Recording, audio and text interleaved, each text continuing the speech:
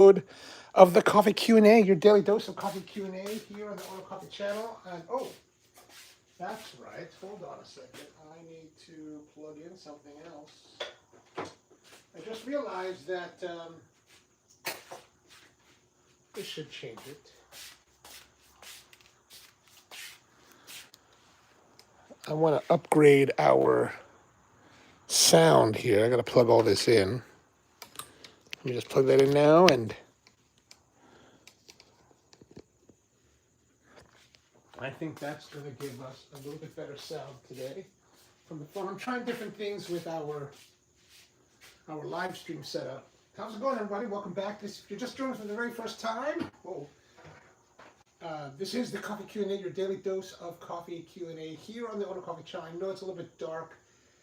Today's episode is going to be a lot different than what I had originally thought because I have this contraption. This is a power distribution system that I created quite a few years ago for the garage because I needed more power to be pulled in here, and it started having some issues recently, yesterday mainly.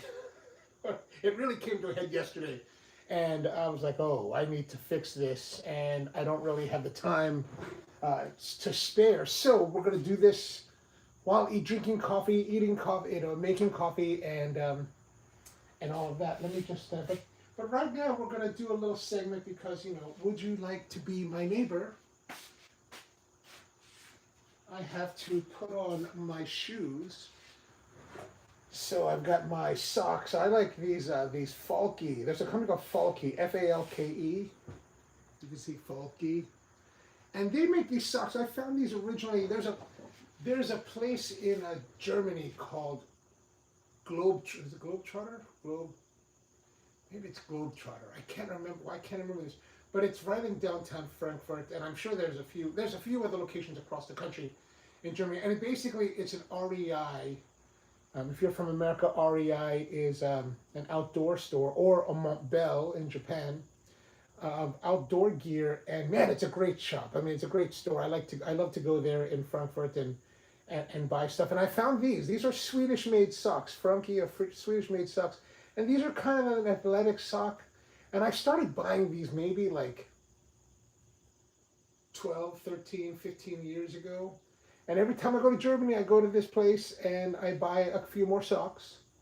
And then I was telling my sister-in-law about these socks and how much I love them last Christmas. And for Christmas, my niece and nephew gave me a whole bunch of these. So now I've got like more of the Falke socks than I'm ever going to use over the next 10 years. So, but they're great. They're great. And I like these low-profile socks because they don't like squeeze your ankles too much. And really nice. Kent, how are you, man? Good to see you. Rusty's here. Shana Tova to you as well, man. You need a car. I know. I do have a pullover cardigan. I should have brought that. Oh no. Are we really already having issues? Oh no, maybe not. Good morning to you, Power Plant. Good morning, Naomi. Oh, the audio sounds good. Oh, good. It's odd if it sounds better than normal. This is actually the same transmitter receiver that I use normally. I just brought it up here and plugged it into the phone. So I'm pleased that it sounds good. I'm also disheartened by this thought that it sounds better here for whatever reason. Nobody says I have enough socks to last the rest of my life. I know it's too. I'm really in the middle of trying to purge a lot of stuff. I have all these T-shirts, and I'm like, do I need all these T-shirts? Well, especially since I'm hopefully getting to a more svelte level that I don't necessarily. I was wearing one of them the other day. What is today? I think I was wearing Sunday. This gray T-shirt that I had bought. I had actually bought it recently. And it's one of these gray work shirts, just really kind of comfortable. But man, I was looking at pictures or something, and I was like, man, it looks huge. It just looks unkempt, and I was like, man, I need to get rid of that shirt. And the shirt's not worn out; it's in really great shape. It's just that it now looks super billowy and other things. That's not helping me with my sex appeal, right? Okay, so in my shoes today, I've got these shoes that I bought earlier this summer. This is from a company called Avenger work boots, and I was looking for a low cut type of work shoe that would be good for summer. That'd be lightweight and cool during the summertime. Because I have these muck boots that I really like, but the mucks they're fully rubberized, right? And they do have nice shanks, and they got steel toe, but they're all rubber. So man, during the summer, like last summer, my feet were sweating like a mad dog. So I was like, I can't do that again. So I was looking online. I didn't want to spend a lot of money. Like I was looking at what's the Ariat has some nice boots, and I was like, or like low cut Chelsea's or something like that. I was like, okay, I like that. But then it was really. No.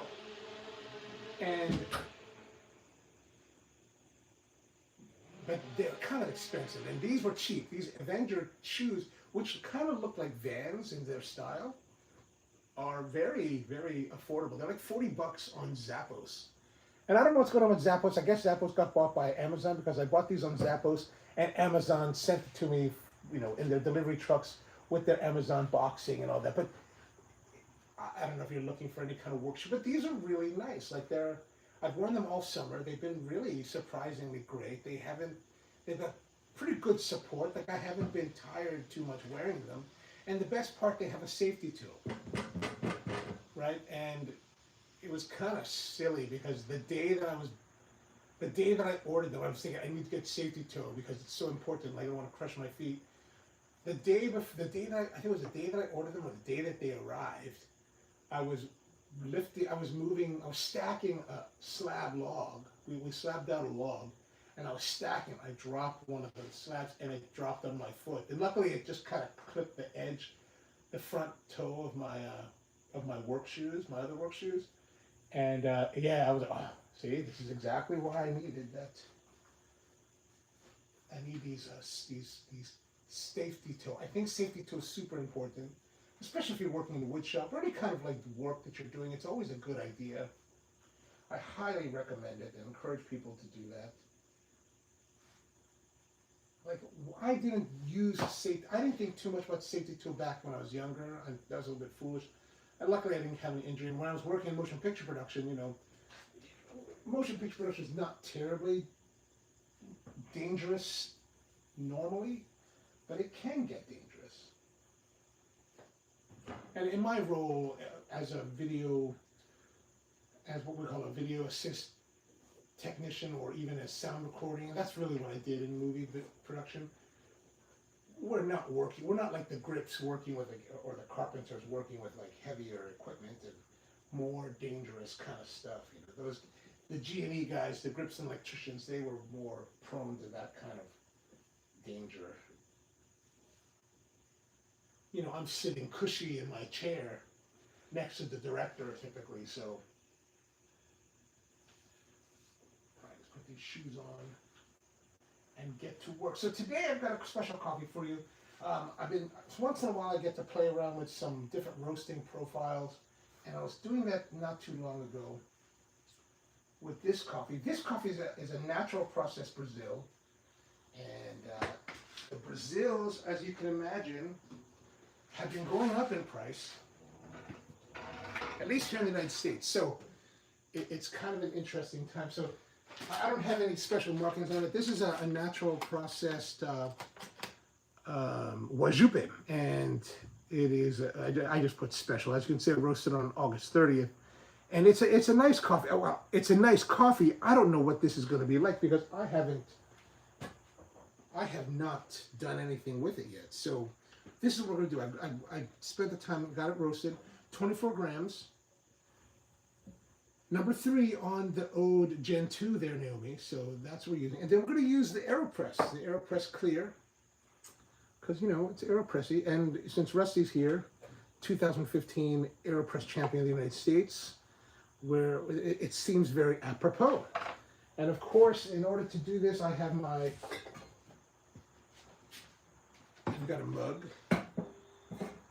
and we have water in our thermos. So this is the recipe that I used in AeroPress competition to win the 2012 AeroPress Championship. It's not that special. I mean, it's a special recipe, but it wasn't really one of those things that I did for the competition. I actually did this for Spro. We actually developed this as our main brewing thing for Spro, and so we've got 24 grams. Oh, yeah. Well, it's actually, now that I think about it, it really is supposed to be 36, but we're going to do 24 because that's what we have available to us.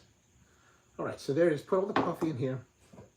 So it's not exactly the same recipe that I used. It is a modified recipe for that. Naomi says, my feet never sweat even after exercising. Really? Actually, I don't really have it sweating when I'm exercising. Well, when I do exercise, presuming that I exercise. Actually, let me tilt this camera up just a little bit.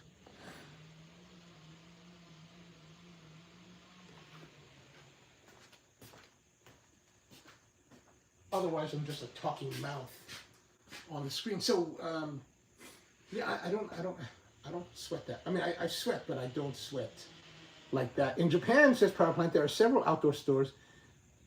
Sebio and Himalaya are the largest. Oh, really? I always thought Montbell was the biggest chain. I mean, just because I've only been to Montbell, I've only seen them. Maybe that could be just a Tokyo thing. Power Plant also says, Uniqlo socks are all I wear. I bought some nice Merino bougie ones, but my heels, oh, that sucks. I have a couple of Merino for boots, but I wear them only in the winter time, right? Only in the winter time. Power Plant says, something interesting happened when the outlets have a single, yeah, we're going to get into that. We're going to get into that. I had to call some people and ask them, hey man, what do you think this is? But then I have new theories on what it is. So, but we're going to get into it and find out, because that's what I really need to do is, Naomi wears tennies while exercising. And Power Plant says, I never sweated a lot when I was in school, but once I leveled up, it comes down like... Aloha to you, Keone. How are you doing today? Naomi says, I sweat from the neck up. Oh, gosh, yeah. Oh, for the grand number. Of course. The only good thing is that because of my DNA, I have zero BO no matter how... that's a good thing. That's a good thing. I think Asians in general tend to have lower levels of BO. Although I can't say it's a zero level for me, because I was actually out at my niece's soccer game, and I was sitting in the direct sun the other day, and man, just sweating. But I like the sun. I like the heat because we're getting closer to the winter time. So I'm like, I want to savor as much heat as I possibly can. And man, I left after sweating all day, and I was like, ooh, I got a little bit of that aroma. All right, so we're gonna put the water on. We're gonna put the water on. Oh, we need to. You know what? I need to stir it. That's right. And I don't have a stirrer, but we are at a wood shop. So we will make do with cutoffs. There's a little bit of some kind of finish on here. I think that's Osmo Poly X, which by now should be food safe, but we're going to use this end. Make sure it's nice and clean. So the recipe that we're going to use, we're going to put 24 grams of coffee in here. What are they doing outside? I think there's an arborist. Ooh, there's an arborist. Maybe I should go see what kind of tree they're taking down and get a piece of log. Anyway, we've got water, and we're going to have 24 grams. We're going to put it in here, and we're going to let it soak and steep for 35 seconds. We want to make sure that it gets as saturated as possible. Don't go all the way to the top, because the coffee, you don't want to get the coffee on the edge. And now we're going to stir for about 35 seconds.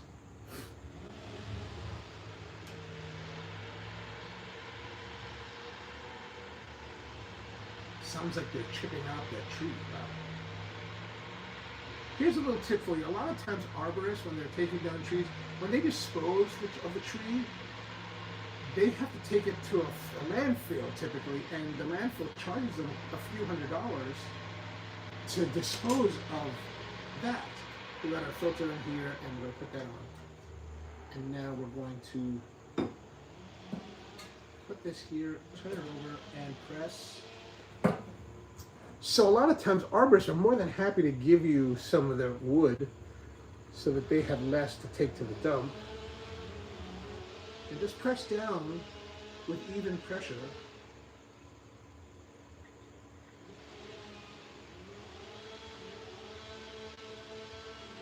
Harpman says Montbell is a brand of clothing, not an outdoor supply store. Oh. Well, they have stores, right? I mean, do they have stores in your part of Japan?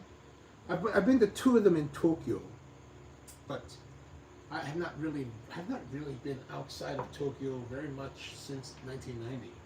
All right, so as you can see, we've got about halfway fill, so maybe that's almost 6 ounces of brewed coffee, and you know we're going to do the bypass because we're making 12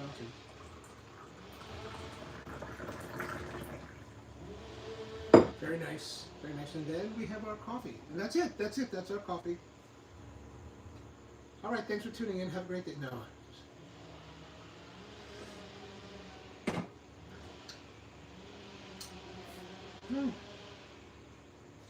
Oh.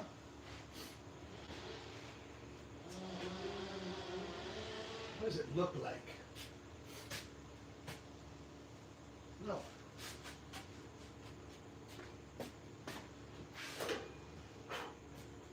I figured I should show you what the coffee looks like so that you can see maybe the difference.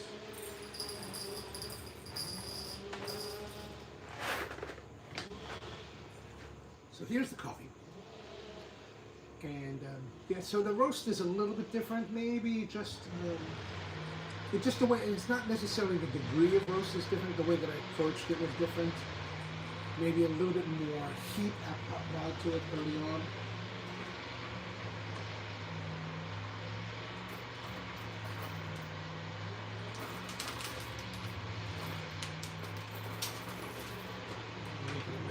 All right, so now we've got our coffee, we're ready to go. Put this aside so I don't break it. Kenny says, a friend of mine introduced me to some running socks from Decathlon. Best socks ever, no seams. Ooh, I like that. Unfortunately, I don't think there are any Decathlon stores in the U.S. Is Decathlon is that a Thai brand? No need to stir since you flip it right side up. Oh, right. No, the stirring is more just to keep it, just to make sure that everything's hydrated and extracting. Actually, I don't know why we did it. We just do it.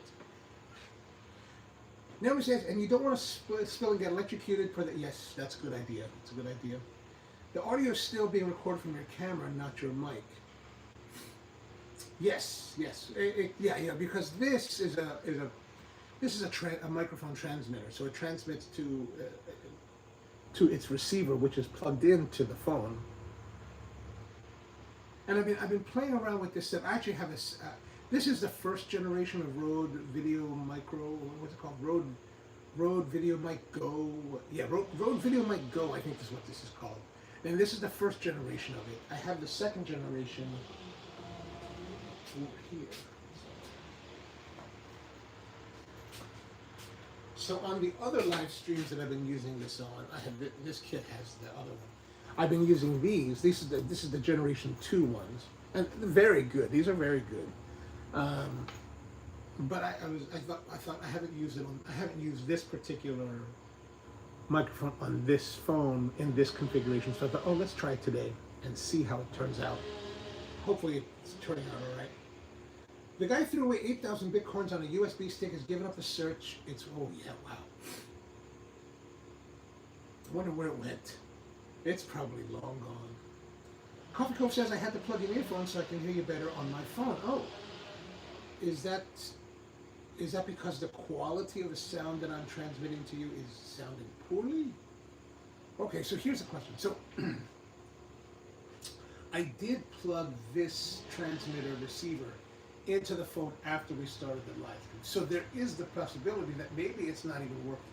So if I hold this microphone really close to my mouth, it should sound quite loud and distinct, maybe even a little bit distorted. Let me know if that's actually happening. If it's not happening, and if that didn't happen and you couldn't hear me as I was holding the the transmitter to my mouth, let me know that too.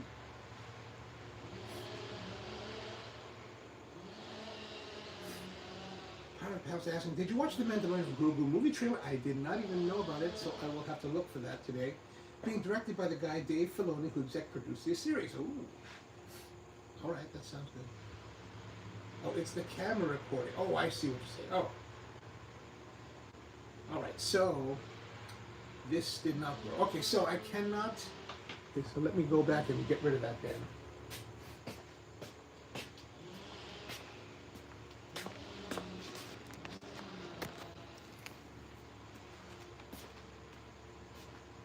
All right, I have disconnected then. Okay, so I will speak with a little more projection. I've disconnected the mic setup, so that's not working well at all. Hufflepuff says, yes, I think you think so, as I did not need them for prior videos. Actually, I found that on my, I do a Friday, I've started doing a Friday night live stream because, you know, I'm just kind of like having a fun with it, called Woodshop Live, and I talk about different wood finishing, or just talk about different things here in the woodshop. It doesn't happen all the time, mostly only Friday nights, sometimes not even every Friday night, usually 8 p.m. I think. I've been starting to do it at 8 p.m. on Friday nights, but I've been using the other setup with this, and it actually sounds great, I think. Well, I gotta go listen to it again, but anyway, we'll use this setup here. Most importantly, we're getting the orientation correct by using the phone in this way. As you can see, this is the laptop right here. So I'm actually watching you on the laptop because I have the camera turned on. All right, so let's get into what's going on here. So this is my power distribution here in the garage. Let me grab the cable for this.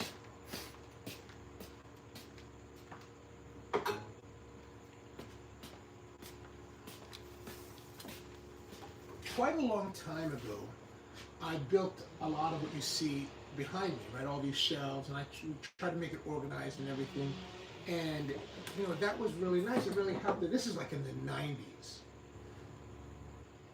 And so I put in some power distribution here. But the thing is with the garage that, you know, you never even thought about this before. Oh, I should probably tilt this up more. There we are. That's probably better. So with a garage here in America, a lot of times they don't really put a lot of power in. So there's only like maybe 2 outlets in this entire garage, 3 outlets. And I can't remember if they're tied to 1 circuit or to 2 circuits. But even if they're 2 circuits, we're talking 15 amp, 120 volt circuits.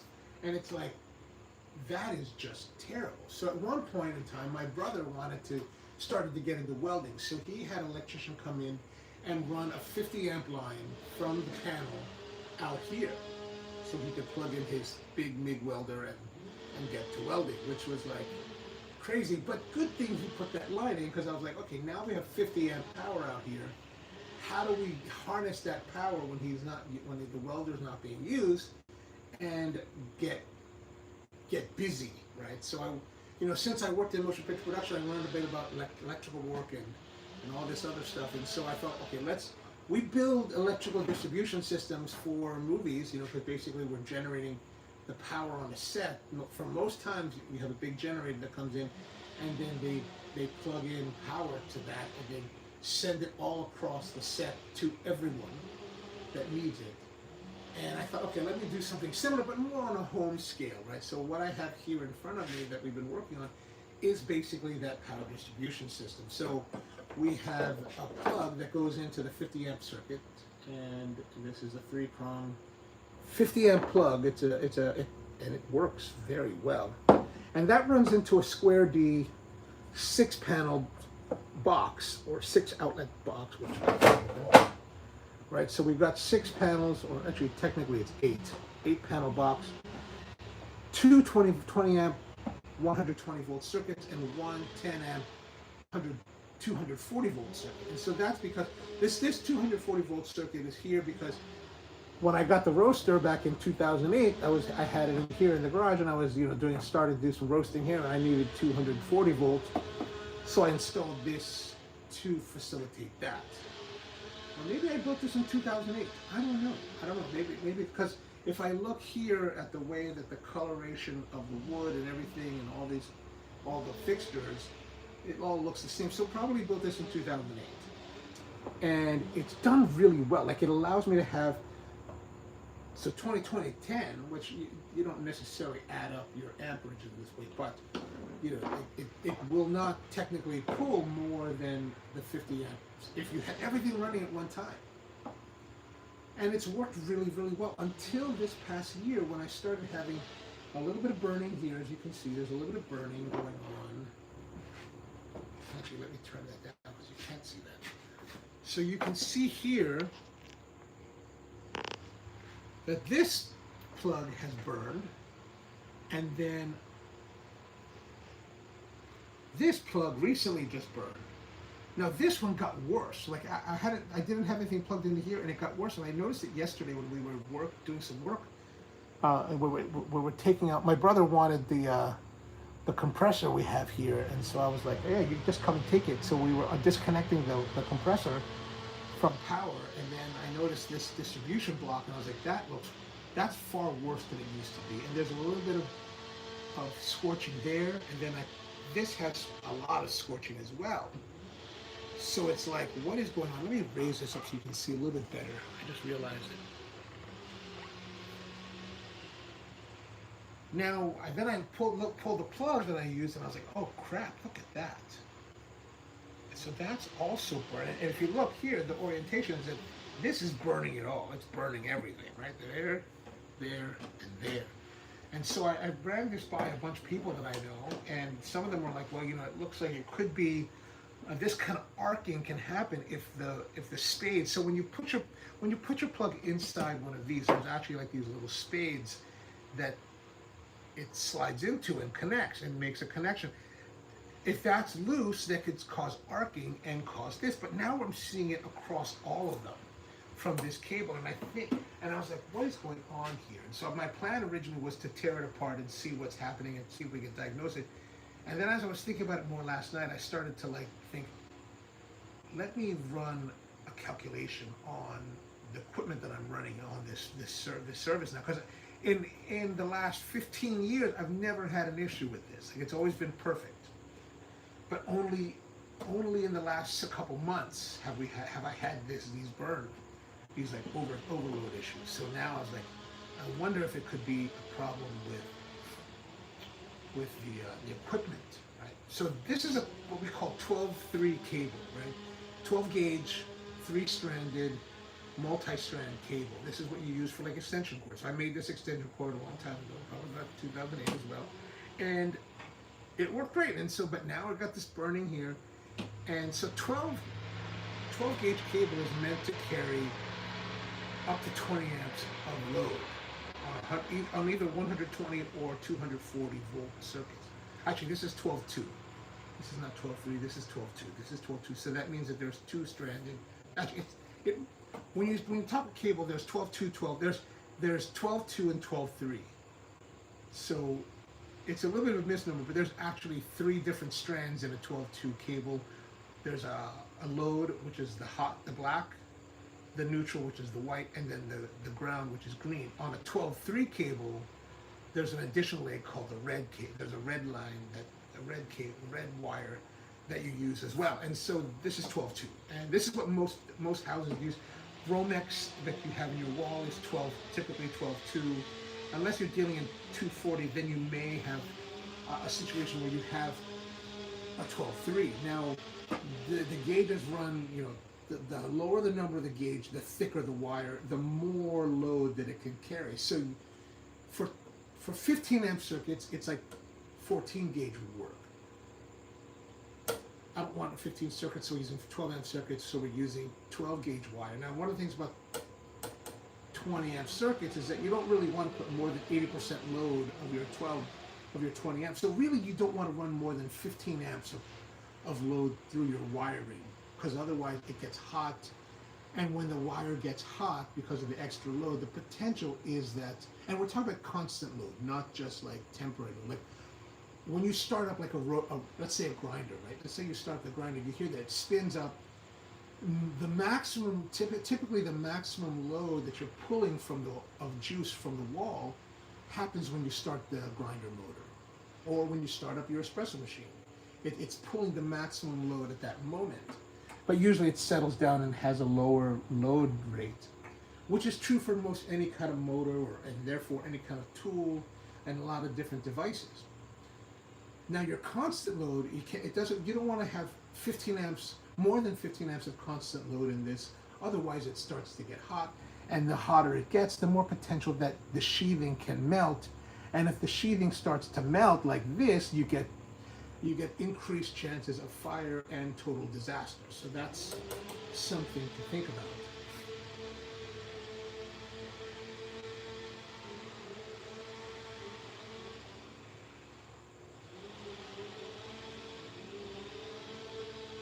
Power Plant says, I would not trust myself to do any electrical work. Getting a pro is the move. I mean, I've studied a lot of this, and I had a lot of training with some electricians that I know. So the thing about electrical work is that, and I'm not trying, don't get me wrong, I am not trying to convince anyone to do their own work.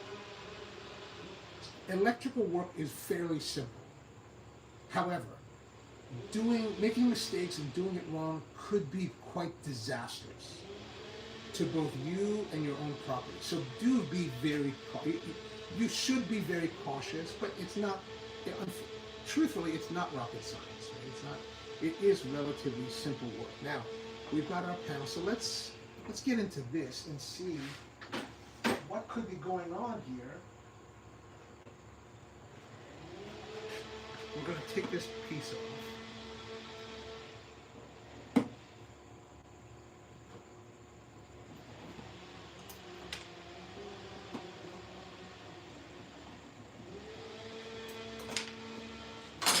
So here we've got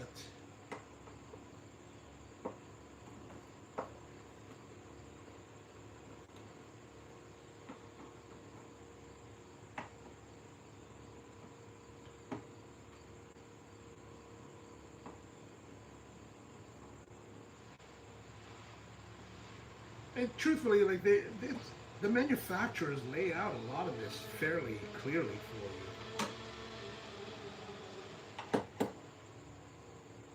Tick. Son of a gun.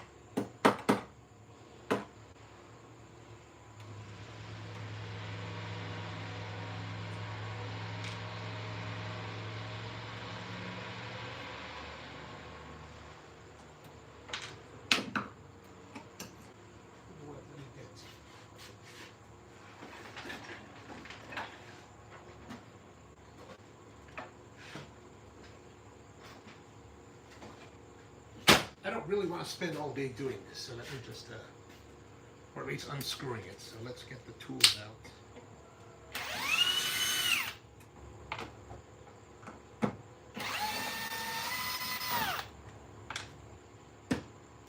And now that'll let me pull this completely out.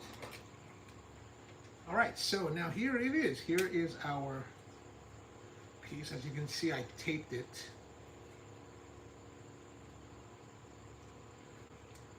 Let's just take that tape off. I like this process. I mean, you wrap the terminals with electrical tape just to help protect it. For another layer of protection is really all it's about, right? So let's get that out of here.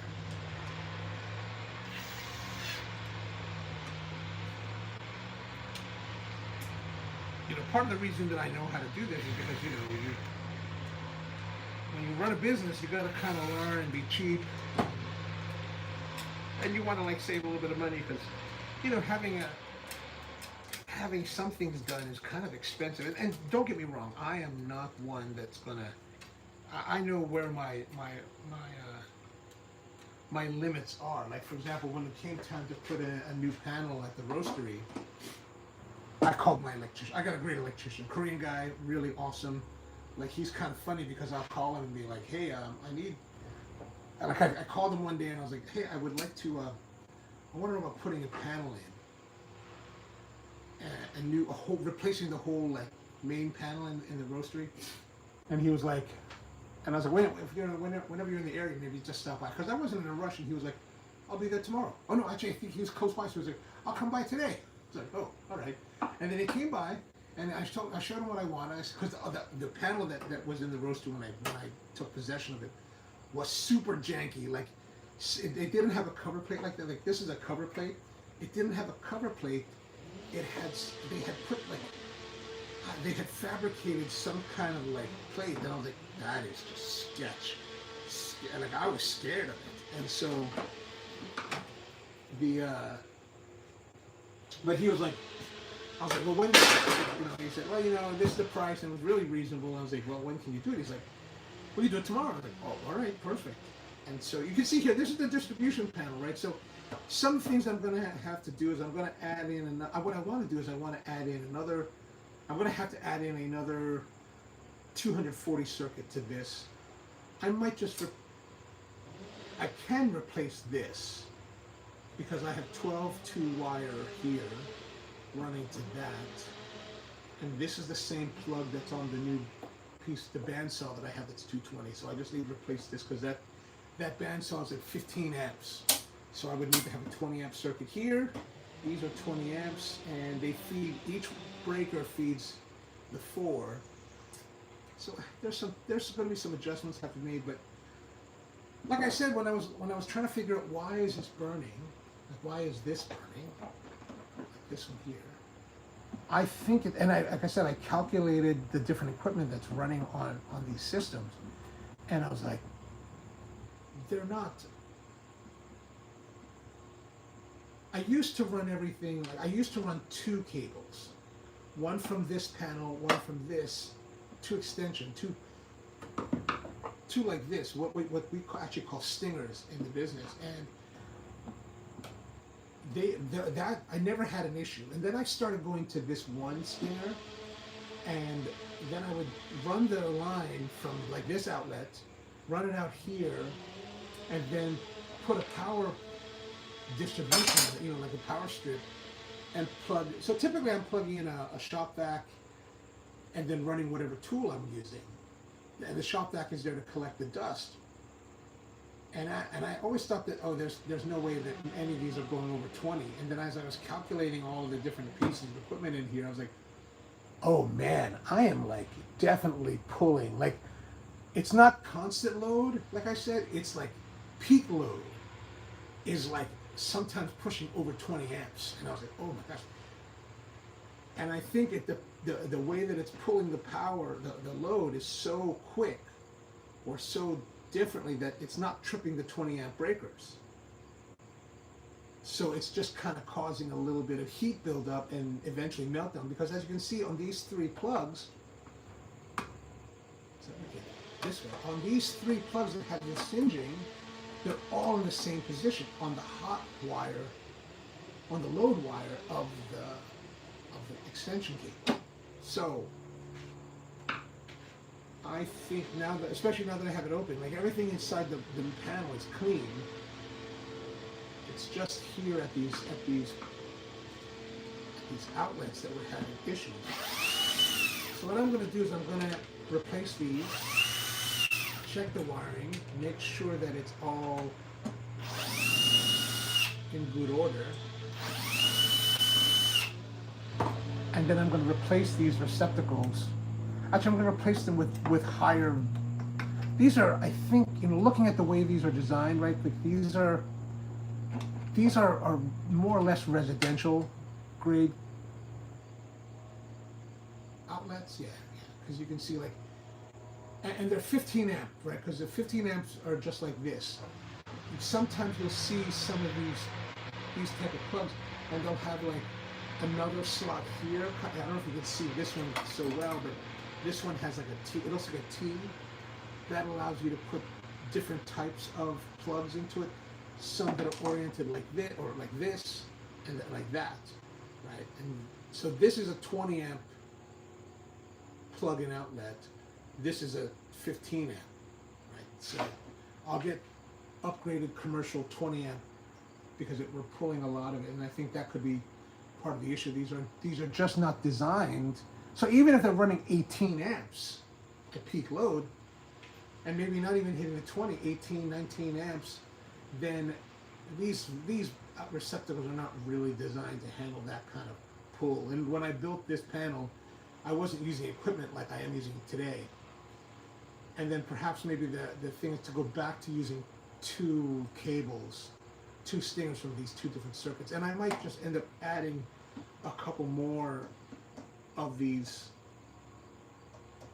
and then splitting the circuit. And maybe even changing this to 12-2-2 rather than 12-2. So 12-2-2 means that it has 12 gauge cable, but multiple, two sets of wires so that you can wire like this is, but each of these can be wired independently.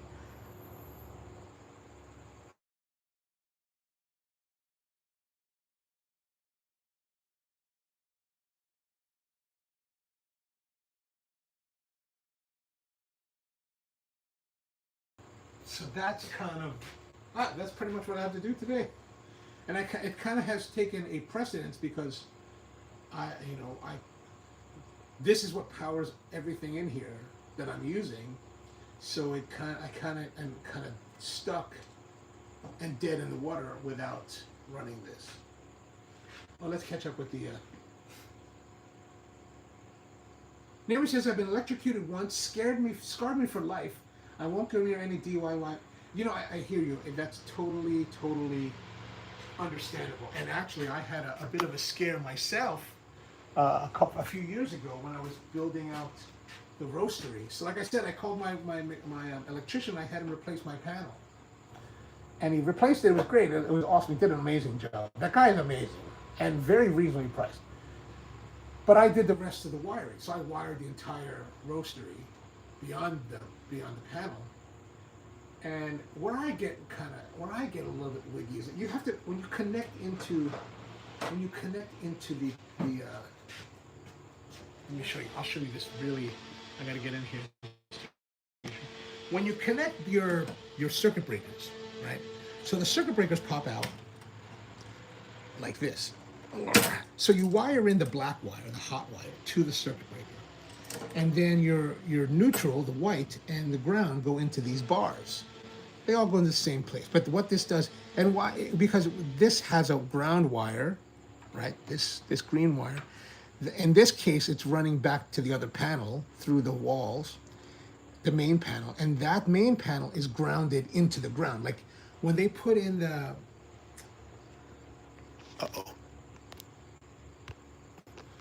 when they put my panel in at the roastery, they put new ground wires and they drove like, I don't know, 6 or 9 foot stakes into the ground and attached, copper wire to that. So everything runs to the ground. So even though we're here far away from the grounding, it actually is grounded. But down here is the hot bar. This is where this piece connects to that spade, right? And that's where the connection is made. But these are hot, right? And so there's actually 2 bars. You can see this one had shielding around it, right? And this one doesn't, because there's actually 2 bars. So these 2 legs coming into it, the white and the black, are actually both energized, right? They both have power running through them. So each of these bars are hot. When everything's hot, that's all hot. And that's where these connect to.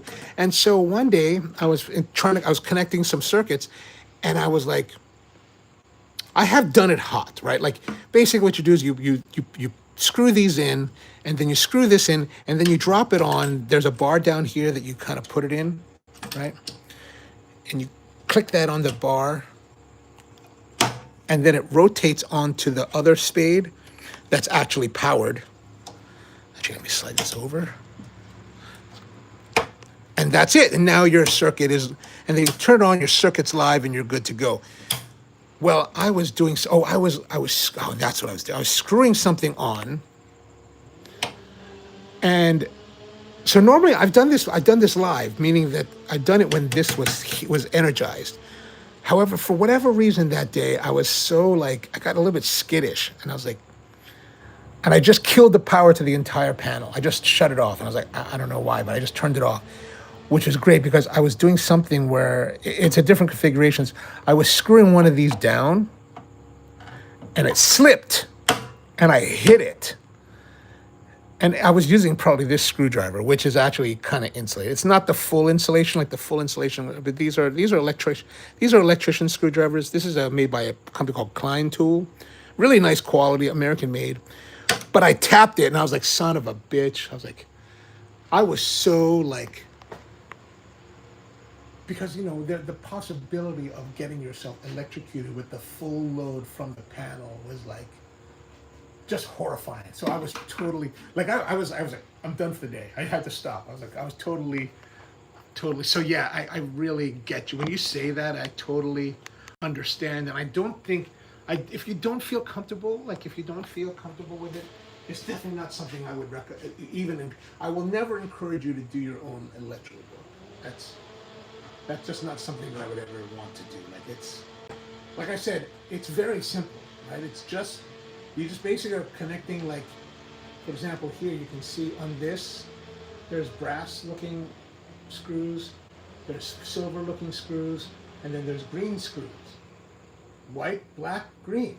It's really simple. Like, electricity is simplistic. However, like I said, if you muck it up, man, you blow it. I've blown stuff up. Like, I remember when in 2005, at the World Barista Championship. I was really young in my career at the time. I was helping Bill Crossland from La Marzocco set up and install the then brand new GB5. These are the first 10 GB5 machines in America. And we're setting them up, and I set one up, and because they were debuting them at the World Barista Championship.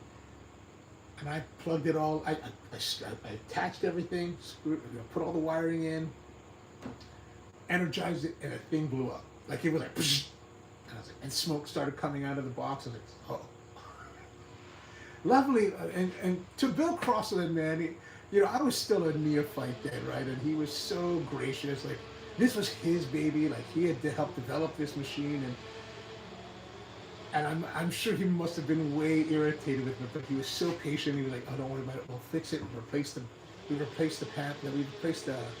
motherboard on the machine, and it was ready to rock and roll because he had spares." So you make mistakes, and sometimes, but hopefully your mistakes with electricity, mistakes can be quite costly. So yeah, I would never recommend anyone to do it if you're not trained or experienced or don't have the proclivity for it, right? Kyori says Thailand is 244 for everything. Electricians here are really good.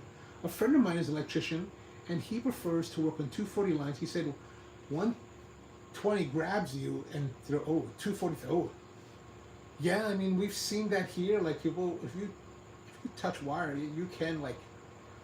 I don't know much about the difference between 240 and 120 because I've only done a little bit of 240 work, but yeah, I think it's something to maybe not necessarily be scared of, but definitely something to respect very, very highly. Right? Like if I'm doing any kind of electrical work, I want to take my time and be very, methodical and very deliberate about what I'm doing and how I'm doing it because, like I said, you've already said this. God knows, it could be a horrible event. Powerplant says, I'd love to try living in a fancy Faraday cage and see if it improves my sleep or something. Nice. That's what we want.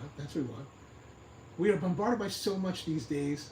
I wonder if you could build that, like if you built like a copper wire mesh around your room, if that would be enough. And Powerplant says, that's what they say, Keone, as for AC and DC. Oh, I haven't really done much DC work because I don't really know much about DC. But yeah, this is, we haven't done any tasting of the coffee. We've been talking electric. But this has been very helpful. You guys have been very helpful because I can see that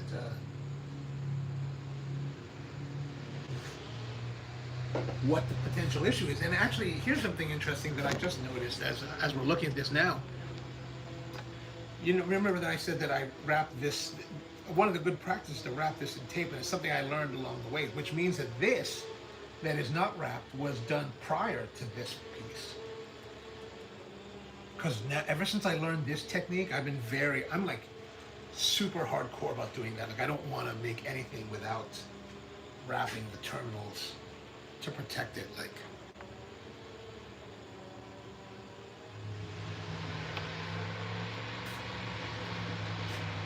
but yeah, all right.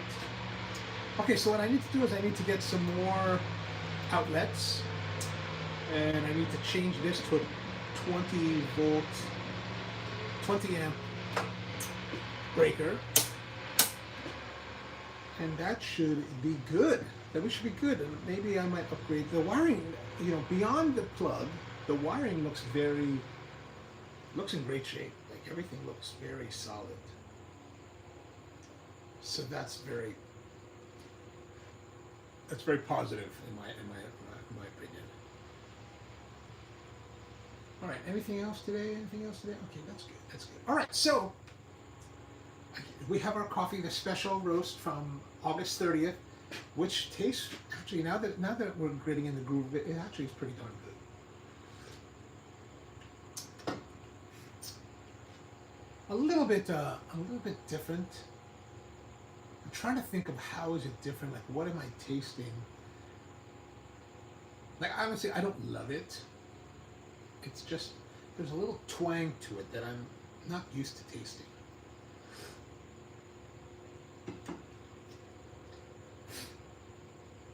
Well, anyway, I guess that's all I have for you today. Thank you very much for tuning in. Be back again tomorrow with another episode of the Coffee Q&A. On Friday, for sure, we're not going to be able to do a live stream because then I have to go to Pennsylvania. And yeah, that's just to let you know, that's what's going to be happening this week. Prabhupada says, look into the Boya Lav mics. They're very small and work well. Oh, I'll have to look into that. I just bought my niece a set of Hollyland Lark. One of my YouTube friends is Tom Buck, and Tom is a YouTube tech reviewer whose work I really like. I got to know Tom quite a bit over the years, and we've hung out a little bit at the NAB show in Las Vegas. But really, him and his wife are really cool. Heather Ramirez, they have their own YouTube channel and stuff. And if you ever think about YouTube tech, you know, switchers, cameras, microphones, Tom is really he's a great resource. Really great humble guy. He's also got a nice podcast that I enjoy listening to called The Enthusiasm Project. But when it comes to, like, you know, equipment on YouTube, a lot of times I'll check out what Tom has to say. Also, another person I really like and talk to once in a while is Curtis Judd. So if you're ever thinking about like equipment, like audio equipment, and Curtis, you know, where Tom is an enthusiast and comes from an education background, Curtis is actually a working sound professional in television and mostly television production, video production. So he's a great resource. When it comes to location sound, I really turn to Alan Williams, who runs a channel called Sound Speeds. He's actually a motion picture boom operator down in Atlanta, Georgia. Who else do I watch? Oh, another one that's for microphones, really mostly for microphones. If you're interested in any kind of microphone, Podcastage is also good. I don't know where, I think he's in Nashville, but he's always kind of coy about where he is. But Podcastage is really great. And then if you're looking for camera reviews, I always like, I get a little bit tired watching once in a while, but I generally like a lot of what Gerald Undone does. Like, he's got good, thorough reviews. When I bought my main video camera, this one, the Sony ZV-1, I based the majority of the buying decision based on Gerald Undone's review of this. Like, he does very thorough reviews of cameras. So those are people that I typically turn to in that sphere. All right, so have a great one, everybody. Back again tomorrow with another episode of the Coffee Q&A. So hope you have a wonderful day, and see you next time. Want you to be my neighbor.